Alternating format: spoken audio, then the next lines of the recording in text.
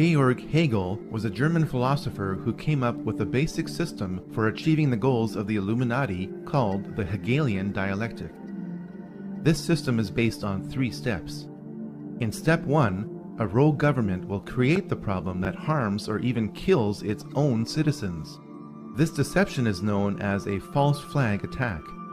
In step 2, a rogue government will control the reaction to the problem which it created by typically blaming it on an enemy or some aspect of its own society over which it seeks more control.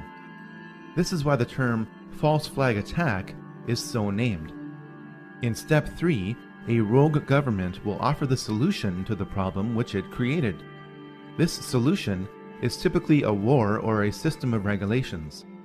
The solution would usually not be accepted by the public had the rogue government not created the crisis and controlled the reaction to it in the first place.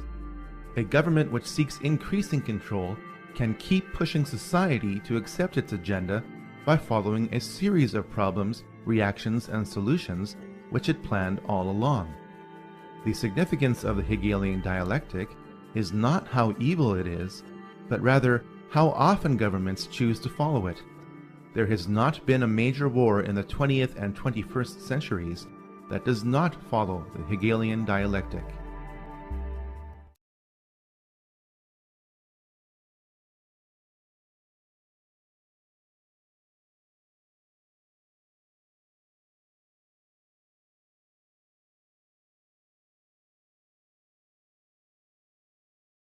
The Hegelian dialectic is a very subtle psychological process which can destroy conviction, crumble your conscience, and it can even eliminate every shred of opposition that might exist within you that would make you oppose the exterminating of Christian principles in society. And what is so sick about it is that it is very simple. It is a process which involves 3 phases, which are thesis, antithesis, and synthesis. The first phase of the Hegelian dialectic is simply presenting the thesis. A thesis is simply the ideologies or the beliefs of a group or of an individual. After this phase is completed, then phase 2 begins, which is the presentation of the antithesis. The antithesis is a completely opposite view from the beliefs or ideals presented in the thesis. This is done to confuse the thoughts of the dissenter or the target group. Then, when phase 2 is completed, phase 3 is initiated, which is the presentation of the synthesis. The synthesis is a compromise between the 2 radically opposed ideals or beliefs that were presented in the thesis and the antithesis, which brings about a completely new belief system.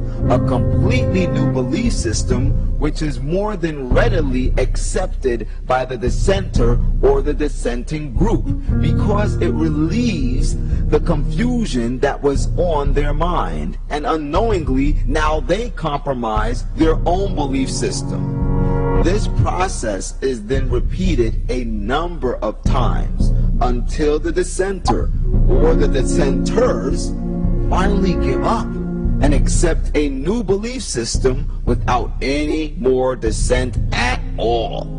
And this is the process that the occult New Age movement is using to destroy Christian principles, Christian values, and to initiate in our society values that are wholly demonic and corrupt in their nature. And we'll get into this later. The method they use is that of the Hegelian dialectic.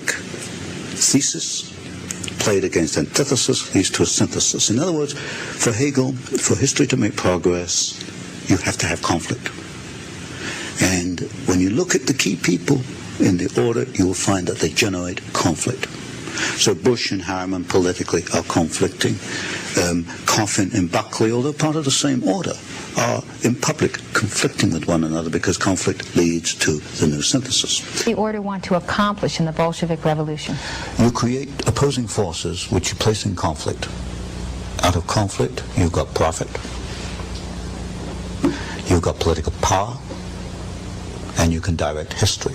And if you look at the writings, for example, of the Trilateral Commission, they talk openly in the Trilateral Commission about managing conflicts, not solving conflicts, but managing conflicts. Conflict management, that's the cry. So they got the profit, the power, and the management. Where do they want to steer history through the Bolshevik Revolution? They wanted to set up, and they did, two opposing forces. Out of that came World War II.